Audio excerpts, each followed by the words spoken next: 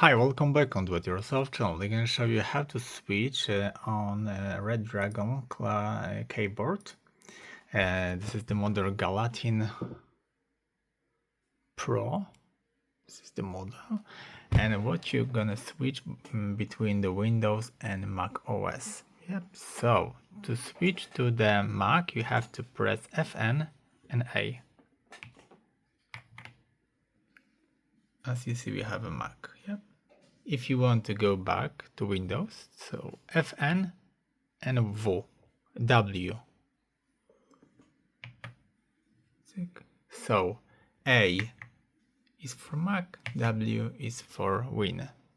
Fn A, Fn W. And that's it for all about the switching between Mac OS and Windows. That's it. I hope the video is helpful for you. If yes, you can leave like, leave comment, leave subscribe, and see you by next video. Hey!